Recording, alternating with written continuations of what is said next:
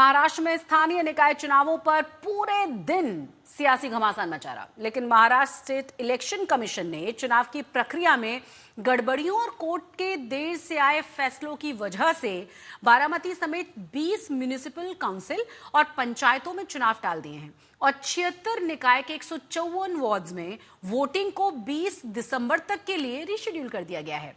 अब निकाय चुनाव के नतीजे आने हैं 3 दिसंबर की जगह पर 21 दिसंबर को। कोर्ट के इस फैसले पर सियासी महाभारत शुरू हो चुकी है।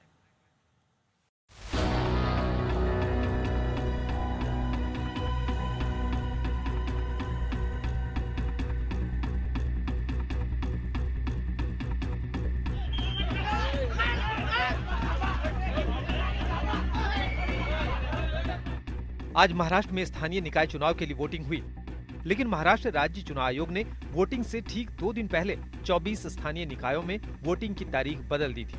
आयोग के इस फैसले से यहां चुनाव टल गए थे। आज बॉम्बे हाईकोर्ट की नागपुर पीठ ने एग्जिट पोल पर 20 दिसंबर तक के लिए रोक लगा दी। वहीं कोर्ट ने स्टेट इलेक्शन कमीशन से कहा कि वो सभी नगर परिषद और नगर पंचायत के नतीजे 3 दिसंबर की जगह 31 दिसंबर को घोषित करें। कोर्टाने हेच म्हटलेलं आहे की इलेक्शन हे फेअर व्हायला पाहिजे, त्याच कारणाकरिता ह्या सगळ्या गोष्टी त्यांनी पोस्टपोन केलेल्या आहेत। या सगळ्या गोष्टीमुळे election would be materially affected, तर त्याच्यामुळे सगळ्यांचे निकाल सगळ्यांचं काउंटिंग ते 20 तारखेच्या पोल नंतर होईल। महाराष्ट्र के मुख्यमंत्री देवेंद्र फडणवीस ने निर्वाचन आयोग के अचानक से लिए गए फैसले पर निराशा जाहिर की। जे उमेदवार आहेत, जे मेहनत करतात, इतके दिवस प्रचार करतात, त्या सगळ्यांना एक प्रकारे त्याचा भ्रमनिरास होतो आणि सिस्टीमच्या फेलियरमुळे त्यांची काही चूक नसताना त्या ठिकाणी अशा पद्धतीनं या सगळ्या गोष्टी होणं काही योग्य नाही आहे। मला असं वाटतं अजून खूप निवडणुका इलेक्शन कमिशनला घ्यायच्या आहेत। या सगळ्या प्रक्रियेमध्ये निवडणूक आयोगाने सुधार आणला पाहिजे। इधर विपक्ष ने भी एक सुर में चुनाव आयोग पर हमला बोल दिया। शिवसेना यूबीटी विधायक आदित्य ठाकरे ने कहा कि इलेक्शन कमीशन एक मजाक बन गया है। कांग्रेस भी कह रही है कि बीजेपी और चुनाव आयोग एक टीम की तरह खेल रहे हैं। इलेक्शन कमीशन अभी तो एक जोक बन चुका है, एक सर्कस बन चुकी है।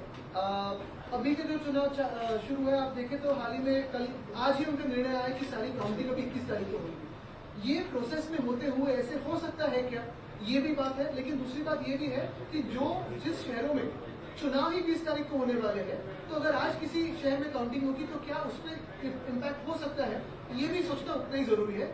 तो इसलिए मैं पूरा दोष उनको नहीं दूंगा, लेकिन ये चुनाव जो आगे कर दिए, पोस्टपोन कर दिए, 20 तारीख को जो वोटिंग है वो किस वजह से होगी? क्या इसमें इनके पूरी प्रक्रिया में खामियां नहीं है?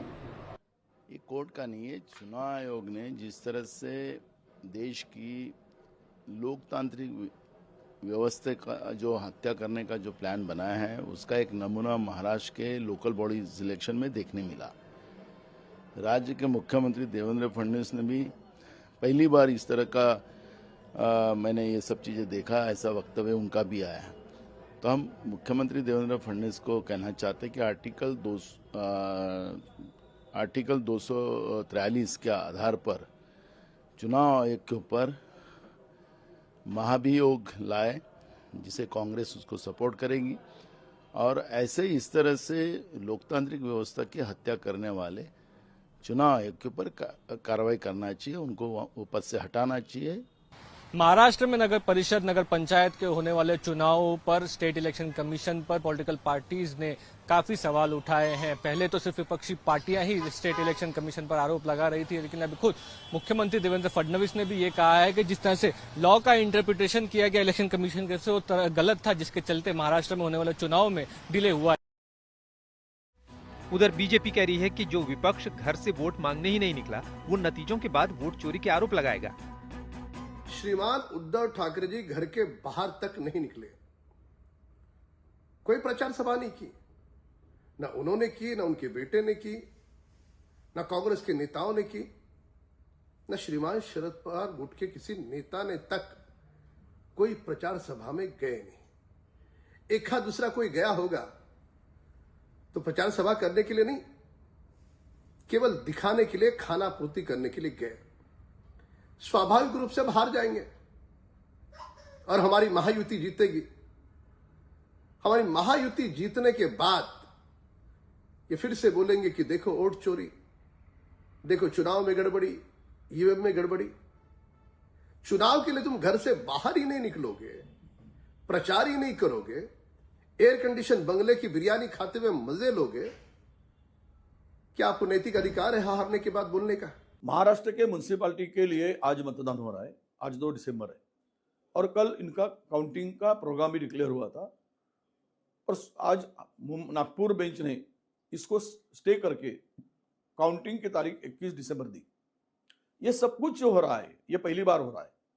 इतने सारे चुनाव महाराष्ट्र में हुए, कभी ऐसी धांधली नहीं हुई।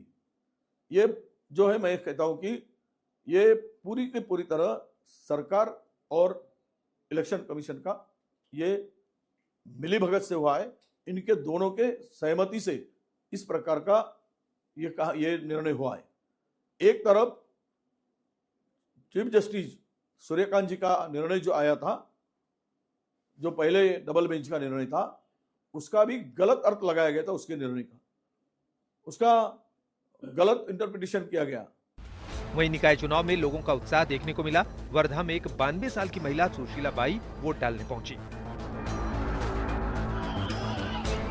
जलगांव में नगर निगम चुनाव में केंद्रीय मंत्री रक्षा खडसे अपने ही निर्वाचन क्षेत्र में न्याय की गुहार लगाती नजर आई। जलगांव के मुक्ताई नगर के कोतली गांव में जिला परिषद स्कूल में मतदान के आखिरी घंटे में जमकर हंगामा हुआ। एक बीजेपी समर्थक वोटर ने आरोप लगाया कि शिवसेना विधायक चंद्रकांत पाटिल के समर्थकों ने उसे पीटा।